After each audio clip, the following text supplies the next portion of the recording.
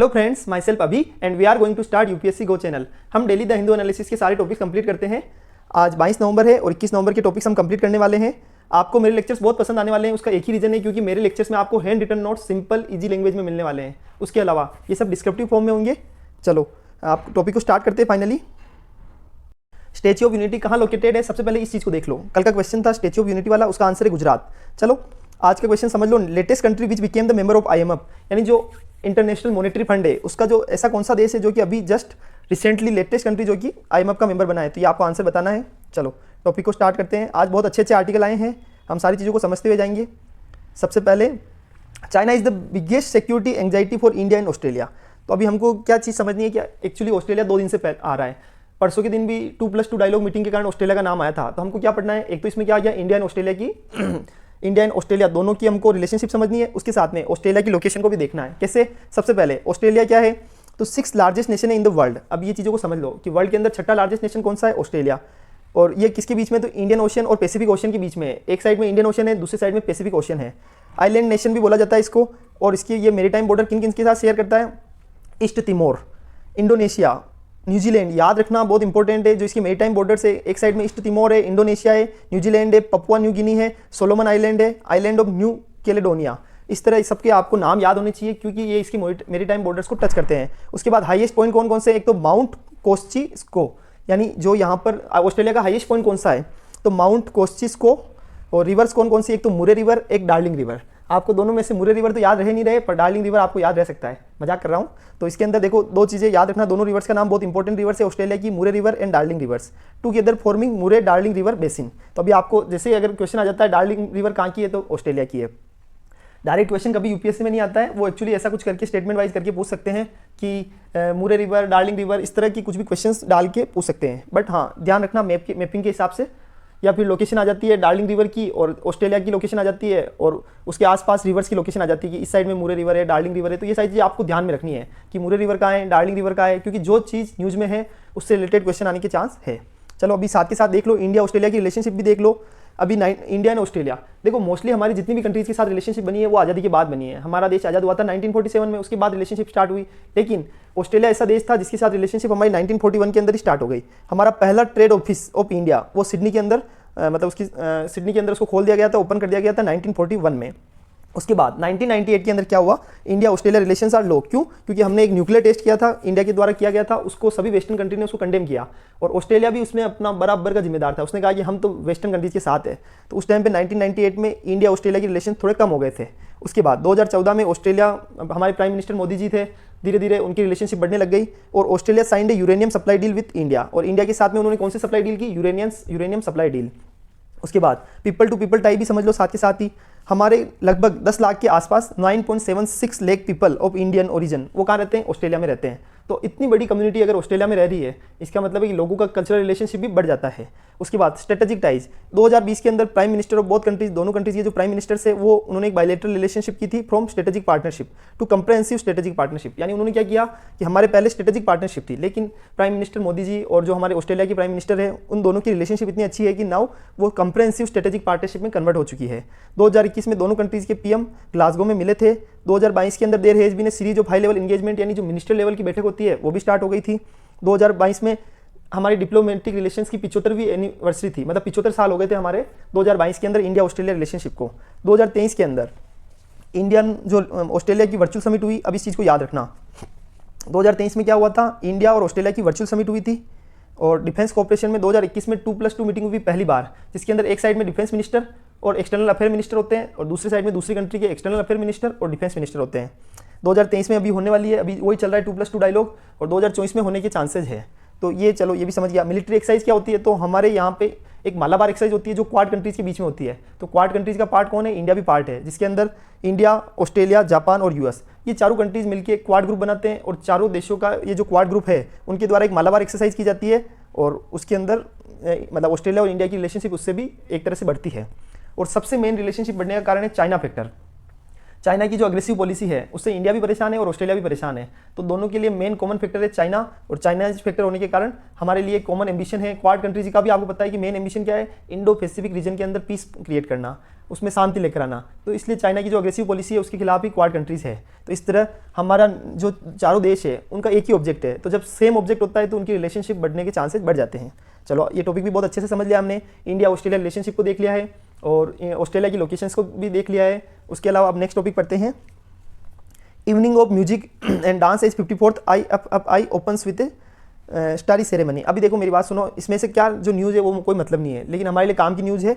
International film festival of India, जो international film festival of India है उसके लिए मैंने आपके लिए बहुत शानदार नोट्स निकाले हैं, मज़ा आ जाएगा। सिर्फ देखो मेरे हैंड रिटन नोट्स से फटाफट आपको समझ में आ जाएगा। आगे पढ़ते जाओ, आगे बढ़ते जाओ, और यूपीएससी क्लियर करनी है अपने को, और सारे जो भी कम्पिटिटिव एग्जाम दो मुझे विश्वास है कि आप सब पास होगे। सबसे पहले आई यानी इंटरनेशनल जो फिल्म फेस्टिवल ऑफ इंडिया है उसकी फाउंडिंग हुई है 1952 में, यानी 1952 में इसकी फाउंडिंग हो चुकी थी। और ये जो इंस्टीट्यूशन है वो एशिया का मोस्ट प्रोमिनेंट फिल्म फेस्टिवल को कंडक्ट करवाने का काम करता है। ये एनुअल बेसिस पे हेल्ड होता है। कहाँ हेल्ड होता है, तो गोवा के अंदर इसका परमानेंट वेन्यू है, और मोस्टली कब होता है, नवंबर और दिसंबर के अंदर हेल्ड होता है। इसको कंडक्ट किया जाता है। अब ये सबसे इंपॉर्टेंट है, इसके अंदर सबसे खास चीज़ क्या है, जो international film festival of India है इसको कौन कंडक्ट करवाता है, तो इसको कंडक्ट किया जाता है ministry of information and broadcasting, directorate of film festivals and government of Goa. तो इसके अंदर एक तो इन्फॉर्मेशन एंड ब्रॉडकास्टिंग जो मिनिस्ट्री है, डायरेक्टरेट ऑफ फिल्म फेस्टिवल्स है एंड गवर्नमेंट ऑफ इंडिया है, तीनों के द्वारा इसको कंडक्ट किया जाता है, जो ये international film festival of India है। अब आप सोच रहे हो इसको 1952 से ये स्टार्ट हो गया था, मतलब इतना टाइम हो गया, ये कंटिन्यूसली चल ही रहा है। आप ये भी अपने आप में बहुत बड़ी बात है। उसके बाद the idea of I is to celebrate, यानी फिल्म्स को सेलिब्रेट करना, स्टोरीज को सेलिब्रेट करना, और जो लोग ऐसी स्टोरी को क्रिएट कर रहे हैं, ऐसी फिल्म को क्रिएट करना है, उनको भी सेलिब्रेट करना, उनको प्रमोट करना, ये सब काम किसके हैं, international film festival of India के।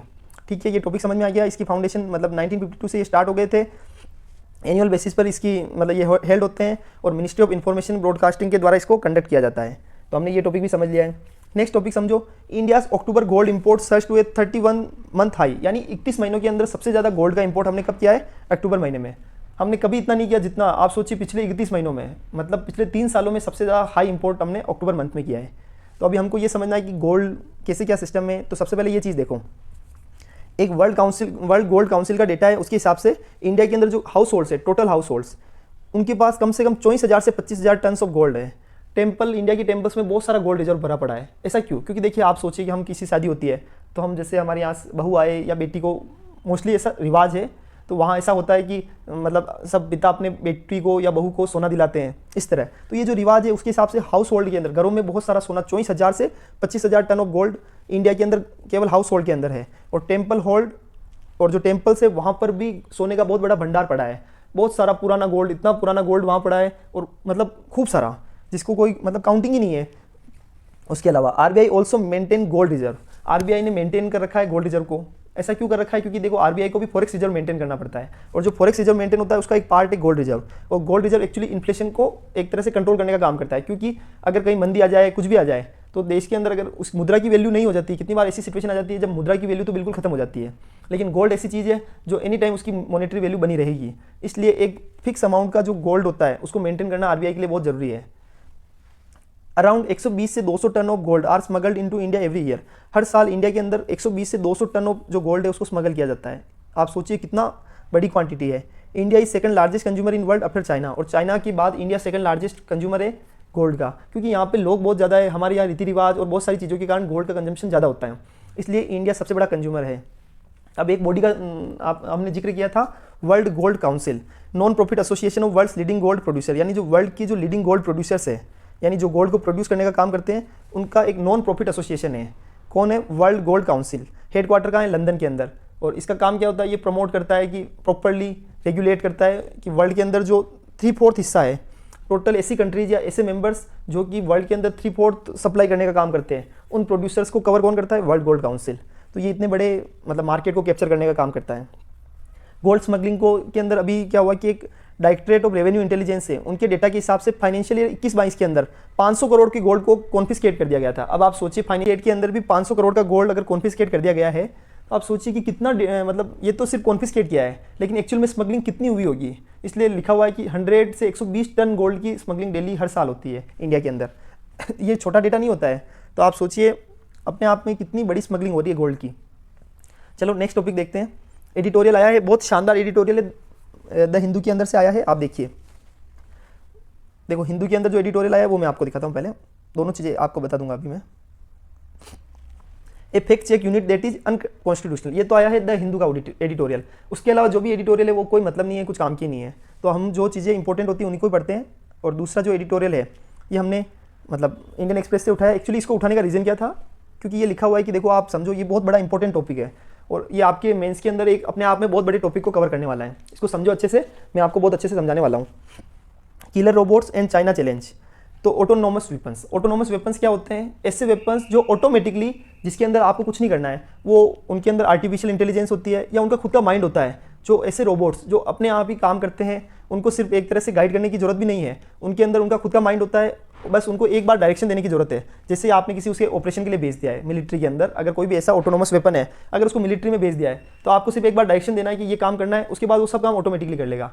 इसको बोला जाता है मतलब ऑटोनोमस वेपन्स। तो लिथल ऑटोनोमस वेपन सिस्टम, ये लोज, ये नाम याद रखना, lethal autonomous weapon system, also known as, इसको किलर रोबोट भी माना जाता है, are a type of autonomous military system जिनके अंदर कैपेबिलिटी होती है सेलेक्ट करे एंड इंगेज करे targets without any human intervention, यानी बिना किसी इंसान के इंटरवेंशन के वो टारगेट कर सकते हैं, किसको, टारगेट को सेलेक्ट कर सकते हैं, इंगेज कर सकते हैं, इतनी उनमें क्षमता होती है। मैं आपको एक बार इमेज दिखा देता हूँ ताकि आपको थोड़ा सा आइडिया लग जाएगा। ये देखो, ये जो आपको रोबोट्स दिख रहे हैं ये खुद ऑटोमेटिक चलते हैं। ये क्या करते हैं, मिलिट्री का सामान, चाइना में तो ऐसा हो चुका है कि जो मिलिट्री का सामान है पहाड़ों पर पहुंचाना है तो रोबोट ही पहुंचाते हैं। तो ये अपने आप में छोटी बात नहीं होती है कि रोबोट कितना बड़ा काम कर रहे हैं। इससे क्या होता है, जो डिफेंस पर्सनल होते हैं, जो आर्मी के पर्सन्स होते हैं, उनको इतना बड़ा सामान उठाने की जरूरत नहीं पड़ती है और वो दूसरी जगह फोकस कर सकते हैं। इसलिए तो चाइना एक ही काम करता है, दूसरों की टेरिटरी में घुसना, ये उसका बेसिक नेचर है। चलो टॉपिक को समझो। They may operate in the air, on land, under water और इन स्पेस। ये जो भी मतलब मैं इनको क्या बोलूँगा, लॉज बोलूँ या आपको ऐसा डायरेक्ट बोलता हूँ, ऑटोनोमस वेपन्स। जो ये वेपन्स है ये क्या करते हैं, ऑपरेट करते हैं एयर के अंदर, मतलब एयर में ऑपरेट कर सकते हैं, लैंड पर ऑपरेट कर सकते हैं, अंडर वाटर में ऑपरेट कर सकते हैं और स्पेस में ऑपरेट कर सकते हैं। It is a pre program to kill a specific target profile, यानी अगर कोई स्पेसिफिकली टारगेट प्रोफाइल है तो उसको किल करने के लिए इनको पहले से प्री प्रोग्राम कर दिया जाता है। जैसे मैं आपको समझा देता हूँ कि अगर उनको ऑलरेडी कोई दे दिया कि ये टारगेट है, जैसे ही वो अपने सेंसर सिस्टम के थ्रू पता लगाएंगे कि ये टारगेट उनके आसपास है क्या, अगर उनको उनके स्क्रीन सिस्टम से, सेंसर सिस्टम से, फेशियल रिकग्निशन सिस्टम से उनको पता चलता है तो वेपन उनको डायरेक्टली टारगेट कर देगा। तो जैसे the weapon is deployed into an on environment where through sensor they search for target such as facial recognition. इसके थ्रू वो क्या करेंगे, उस टारगेट को आइडेंटिफाई कर लेंगे और उसको मतलब उनके अंदर पहले से प्री प्रोग्रामिंग सेट होती है और वो क्या करेंगे, उस टारगेट पर अटैक कर देंगे।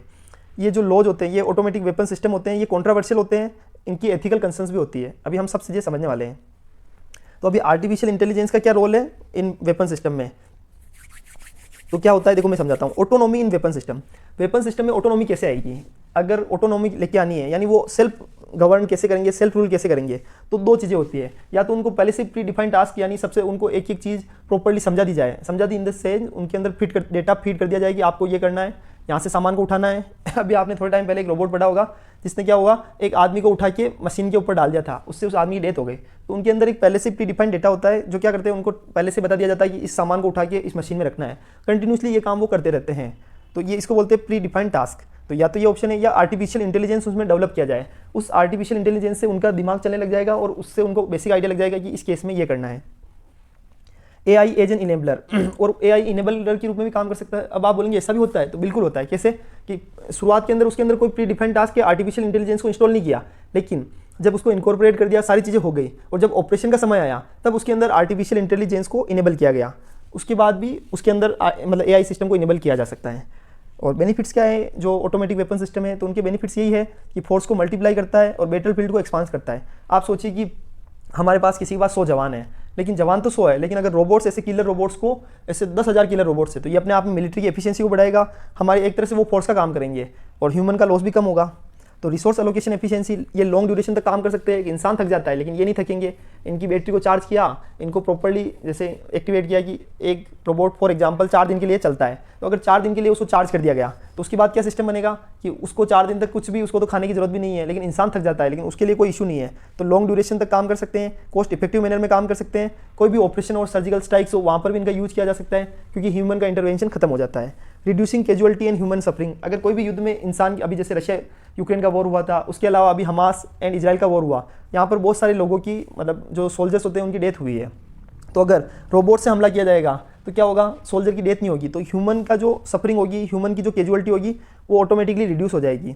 उसके अलावा इंप्रूव करना है decision making by information gathering, यानी अगर इन्फॉर्मेशन को गैदर किया जाता है, आप इस चीज़ को समझो, ये क्या करता है, जैसे कोई भी ऑपरेशन इसने किया तो वहाँ से वो इन्फॉर्मेशन को गैदर करेगा और अपने उसके अंदर आर्टिफिशियल इंटेलिजेंस के अंदर उसके अंदर कैमरा लगे होते हैं, सारे सिस्टम होते हैं, वो दीवार के आर पार भी झाँक सकते हैं, कितने भी इतने जोरदार सिस्टम होते हैं, तो उससे उनको पता चल जाता है कि इस लोकेशन के अंदर इतने आदमी हैं, तो वो इन्फॉर्मेशन को गैदर करके डिसीजन मेकिंग भी उनकी इंप्रूव कर सकते हैं। तो ये सब काम किसका है, ये ऑटोमेटिक वेपन सिस्टम के बेनिफिट्स है। अब चलो नेक्स्ट चीज़ देखो, इशू क्या है, सबसे बड़ा इशू क्या है, एथिकल इशू, क्योंकि इनका कोई भरोसा नहीं है, अनप्रेडिक्टेबिलिटी। अपने को लग रहा है कि ये अपने पर वॉर मतलब जैसे इनको क्या है कि ऑलरेडी एआई इतना स्ट्रॉन्ग हो चुका है कि इनको पहले से पता होता है कि कौन दुश्मन है, कौन इंसान हमारा है, लेकिन मशीनरी है, उनका कोई भरोसा नहीं है, अनप्रेडिक्टेबिलिटी उनके अंदर उनका मतलब उनके नेचर में होती है। हमको ऐसा लग रहा है, बट कितनी बार अनप्रेडिक्टेबल हो जाते हैं। और अगर रोबोट्स इतने अनप्रेडिक्टेबल हो गए, आपने एक रोबोट मूवी देखी हो थोड़े टाइम पहले, तो उसके अंदर आर्टिफिशियल इंटेलिजेंस इतनी डेवलप कर दी थी कि रोबोट ने खुद ने अपनी सेना बना दी थी और उसके बाद उन्होंने मतलब पूरे देश पर आक्रमण कर दिया था। आपको पता हो, रोबोट मूवी देखी हो तो इस तरह कहने का तात्पर्य ये है कि एथिकल इशू हो कि इनका कोई अनप्रेडिक्टेबिलिटी है। अगर कोई आदमी इतना मतलब आर्टिफिशियल इंटेलिजेंट हो गया है और वो खुद को ही अगर भगवान समझने लग जाए तो कोई उसका इलाज नहीं है। तो इस तरह एथिकल इशू आ जाते हैं। लीगल इशू, अब सबसे बड़ा इंपॉर्टेंट टॉपिक समझो कि against international humanitarian law and human rights, यानी जो ह्यूमैनिटेरियन यानी लॉ, जो इंटरनेशनल लॉ है humanitarian law and human rights का, उसके अगेंस्ट है एज पर लीगल इशू। लेकिन अभी एक यूनाइटेड नेशन जनरल असेंबली में जो वोटिंग हुई थी उसको भी मैं आपको समझाने वाला हूँ। टेक्निकल इशू क्या है, ये कितनी बार ये खुद भी कोई भी सिस्टम होता है, कोई भी मशीनरी होती है, अगर जैसे कंप्यूटर है उसमें भी एआई लगी हुई है, लेकिन वो क्या करते हैं, उनके अंदर भी एरर आ जाती है, फेलियर आ जाती है, साइबर अटैक हो सकता है। अगर रोबोट पर साइबर अटैक हो गया तो आप क्या होगा, रोबोट पर साइबर अटैक होते ही क्या होगा, वो रोबोट अपने ही देश के खिलाफ काम कर सकता है। तो ये भी अपने आप में बहुत बड़ा इशू है, क्योंकि देखो रोबोट किसने बनाया, इंसान ने बनाया है, तो साइबर अटैक भी हो ही सकता है ना, पॉसिबिलिटी है। Security issue, increase the risk of armed conflict and escalation, जब किसी आदमी के पास पावर बढ़ जाता है, जनरली एग्जांपल दे रहा हूँ, तो वो क्या करता है, दूसरों से झगड़ा करना उसके लिए नॉर्मल हो जाता है, क्योंकि उसके अंदर ये डर ही नहीं होता है कि यार मैं इससे झगड़ा करूंगा कुछ नहीं होगा, जो देख लेंगे, ऐसा लोगों की विचारधारा हो जाती है। वैसे ही अगर किसी देश के पास इतना पावर बढ़ जाता है तो वो दूसरे देशों को परेशान करने में पीछे नहीं रुकता है, जैसे चाइना, क्योंकि चाइना के पास अभी आर्टिफिशियल इंटेलिजेंस इतना बढ़ गया है, तो वो साइबर अटैक करता है, कभी क्या करता है, कभी क्या करता है। तो दूसरे देशों में जो प्रॉब्लम्स क्रिएट करने का काम है वो सबसे ज़्यादा काम चाइनीज़ का ही है। तो ये एक तरह से सबसे बड़ा इशू है। अभी आप एक चीज़ देखो, United nation stand on autonomous weapon, यानी जो ऑटोनॉमस वेपन्स होते हैं उस पर यूनाइटेड नेशन का स्टैंड क्या है। अभी जो मतलब रिजोल्यूशन पास हुआ है यूनाइटेड नेशन जनरल असेंबली में, उसके अंदर ऑटोनॉमस सिस्टम के रिलेटेड अगर जो रिजोल्यूशन पास हुआ है उसमें 164 कंट्रीज़ ने इसके यूज के फेवर में कि हाँ ये यूज करना चाहिए। 5 कंट्रीज उसके अगेंस्ट में थी, जिसके अंदर इंडिया भी शामिल था, और 8 कंट्री ने एब्सटेन किया, जिसमें चाइना है। तो अब आप एक चीज़ समझिए, तो आप एक छोटी सी चीज़ समझिए इसके अंदर कि जब वर्ल्ड की 164 कंट्रीज बोल रही है कि हमको यूज करना चाहिए, चाइना जो एब्सटेन है ऑलरेडी उसने आर्टिफिशियल इंटेलिजेंस में इतना काम कर चुका है, तो आप सोचिए कि ये यूनाइटेड नेशन का जो थोड़ी देर पहले हमने पढ़ा था कि एज पर उनके लॉ के हिसाब से, देखो ये 1 सेकंड में आपको एज पर लीगल इशू कि जो international humanitarian law and human rights है उसके हिसाब से ये उसके अगेंस्ट है। लेकिन आप सोचिए जब वर्ल्ड की कंट्रीज ही बोल रही है कि यूज़ करना चाहिए, तो कहाँ लॉ की एप्लीकेबिलिटी होगी। उसके अंदर जैसे यूनाइटेड स्टेट्स है, उन्होंने क्या किया, उन्होंने तो फेवर में डिसीजन दिया है, इंडिया ने उसके अगेंस्ट में बोला है और चाइना एब्सटेन रहा है। अब यूनाइटेड स्टेट्स की बात करते हैं, तो जो ये ऑटोनोमस सिस्टम है, सबसे बड़ा प्लेयर कौन है, यूएस, उसकी नेवी, एयरफोर्स, आर्मी, और ये सब ड्रोन सिस्टम में इन्वेस्ट कर रहे हैं, जिसका यूज क्या होगा, जो ऑटोमेटिकली काम करेंगे, एक तरह से ऑटोनोमस सिस्टम की तरह काम करेंगे सेल्फ। और ऐसा भी बनाया जा रहा है कि उनको ह्यूमन रिस्पॉन्सिबल और ह्यूमन के बिना, यानी बिना इंसान की जरूरत के ये काम हो सके। तो ऐसा यूएस तो ऑलरेडी इस पर काम भी कर चुका है। नेक्स्ट चीज़ समझो, चाइना। अब चाइना है तो चाइना के अंदर अभी ऐसा सिस्टम बन चुका है, ऑलरेडी बन चुका है, जिसके अंदर क्या होता है कि पहाड़ियों पर जाकर रोबोट क्या करता है, सामान को छोड़ सकता है। इससे क्या होगा, आर्मी के जो पर्सनल्स होते हैं या जो आर्मी के मेन हैं, जो सेना है, उनको थोड़ी आसानी रहती है, उनको बोझ उठाकर जाना नहीं पड़ता है। तो prioritize artificial intelligence in building an intelligent people's liberation army, यानी एक वो इंटेलिजेंट पीपल्स लिबरेशन आर्मी को क्रिएट करना स्टार्ट कर दिया है उन्होंने, ताकि क्या होगा, उसका यूज करके, ये रोबोटिक्स का यूज करके क्या करने वाले हैं, फ्यूचर में दूसरे देशों को परेशान करने का काम चाइना करेगा। उसके अलावा इन्वेंट्री मैनेजमेंट, लॉजिस्टिक्स के अंदर सर्विलेंस, कॉम्बैट, और ये सारे जो भी काम है मिलिट्री के अंदर, उन सब का काम ये रोबोटिक्स से करवाता है चाइना। इंडिया के अंदर, इंडिया में अभी इतनी टेक्नोलॉजी आई नहीं है, लेकिन इंडिया ने अभी एब्सटेन तो रहा है इंडिया, लेकिन इंडिया को भी अभी इंडिया उसके अगेंस्ट में वोट तो दिया है इंडिया ने, लेकिन अब इंडिया को भी एआई की इंपॉर्टेंस पता चल चुकी है और इंडिया अब उस पर वर्किंग करना स्टार्ट कर चुका है ऑलरेडी, और नाउ धीरे धीरे इंडिया की स्ट्रेंथ भी बढ़ जाएगी। अब जो ऑथर है, ऑथर ने बोला है कि इंडिया के लिए क्या वे अहीड होने चाहिए, इंडिया को क्या करना चाहिए। तो इंडिया को स्पेसिफिकली ऐसे इंस्टीट्यूशन बनाने चाहिए जो स्पेसिफिकली रिसर्च ये जो भी काम है एआई वाले उस पर रिसर्च पर स्पेसिफिकली इंस्टीट्यूशन उनका काम ही यही हो कि वो रिसर्च का काम करे, डेवलपमेंट का काम करे, इंप्लीमेंटेशन का काम करे डिफेंस सेक्टर में, तो ऐसे इंस्टीट्यूशन को बिल्ड किया जाए स्पेसिफिकली। उसके अलावा रिस्पॉन्सिबल एआई यूज वाले, मतलब जैसे कि क्या होता है कि एक तो ड्रोन सिस्टम खुद अपने आप में काम कर रहा है, उसको किसी इंसान की जरूरत ही नहीं हो, लेकिन एज पर ऑथर बोलता है कि हमको ऐसे सिस्टम भी बनाने चाहिए जिसके अंदर इंसान का इंटरवेंशन थोड़ा बहुत होना चाहिए। उसका बेनिफिट क्या मिलता है कि जो भी ऑटोमेटिक जो ये ड्रोन वेपन सिस्टम बनते हैं, ऑटोमेटिक वेपन सिस्टम होते हैं, उसके अंदर सबसे बड़ा आराम क्या रहेगा, अगर इंसान का ह्यूमन इंटरवेंशन रहेगा तो वो मशीन के फेलियर होने के चांसेस कम रहेंगे। उसके बाद इंटरनेशनल नॉर्म्स है, उनको भी हमको फॉलो करना है, और प्रॉपर्ली जो भी इंटरनेशनल नॉर्म्स बने उसके अंदर हमारी भूमिका भी बहुत बड़ी होनी चाहिए। एनहांस करना है technological partnership with the US, क्योंकि अभी यूएस इस सेक्टर में बहुत आगे बढ़ चुका है, तो अब हमें इस रिलेटेड पार्टनरशिप भी करनी चाहिए, strategic partnership, technological partnership US के साथ में। उसका बेनिफिट क्या मिलेगा, आने वाले फ्यूचर में अगर चाइना कोई भी अग्रेसिव पॉलिसी अपनाता है तो यूएस का सपोर्ट मिलकर हम भी इस सेक्टर में बहुत आगे बढ़ सकते हैं। आपको पता हो अभी रिसेंटली आपने एक मोदी जी का स्पीच सुना हो, जब वो यूएस गए थे तो उन्होंने बोला था एआई का मतलब होता है अमेरिका एंड इंडिया। तो ये एक तरह से उन्होंने तो सिर्फ मजाक की थी, लेकिन एक्चुअल में उन्होंने एक तरह से डायरेक्शन दिया था कि इंडिया आर्टिफिशियल इंटेलिजेंस के सेक्टर में भी यूएस का और दोनों का एक तरह से कोऑपरेशन होने वाला है। उसके बाद इन्वेस्ट करते हैं इन नेशनल, मेरे किसी पॉलिटिकल पार्टी से कोई लिंक नहीं है, मैं आपको स्पेसिफिकली क्लियर कर रहा हूँ, लेकिन जो चीज़ें एक्चुअल में न्यूज़ में है वो मुझे बतानी होगी। उसके अलावा national AI capability for defence, यानी ऐसी जो डिफेंस के लिए नेशनल आर्टिफिशियल इंटेलिजेंस जो कैपेबिलिटी होती है उसको उसके अंदर स्पेसिफिकली इंडिया को इन्वेस्टमेंट करना चाहिए, पैसा खर्च करना चाहिए, और रिसर्च पर फोकस करने के लिए स्पेसिफिकली इंस्टीट्यूशन बिल्ड करने चाहिए। उसका बेनिफिट क्या मिलेगा, अल्टीमेटली हमारे को जो आर्टिफिशियल इंटेलिजेंस में जो हमारी स्ट्रेंथ है, मिलिट्री वाली स्ट्रेंथ, वो बढ़ जाएगी, और हमें भी इस सेक्टर की ओर बढ़ना चाहिए। हम यूएस में, हम पूरे वर्ल्ड में पीस की और हमारा फोकस रहता है, लेकिन जब वर्ल्ड ही ये नहीं चाहता है तो अब हमें क्या करना होगा, क्योंकि देखो कितनी बार क्या होता है कि हम दूसरे देशों का विरोध तो नहीं कर रहे हैं, दूसरे देशों के अगेंस्ट कोई कार्रवाई नहीं करेंगे, लेकिन अपनी सुरक्षा को बढ़ाना हमारी मतलब फर्स्ट जिम्मेदारी है। हमारी पहली जिम्मेदारी क्या है कि हमारे देश को सुरक्षित रखना। तो अगर कोई देश, हमको पता है चाइना जैसा देश, अगर उसके पास ये स्ट्रेंथ है तो हमें भी हमारी स्ट्रेंथ को बढ़ाना होगा। भले ही हम इस चीज़ के खिलाफ है, लेकिन ऑप्शन कुछ नहीं है, क्योंकि अगर कोई दूसरा देश काम कर रहा है तो हमें भी करना पड़ेगा। अगर आज हम वो काम नहीं करेंगे तो भविष्य में ये हमारे देश के लिए ही नुकसानदायक हो सकता है। तो ये टॉपिक भी हमने समझ लिया है।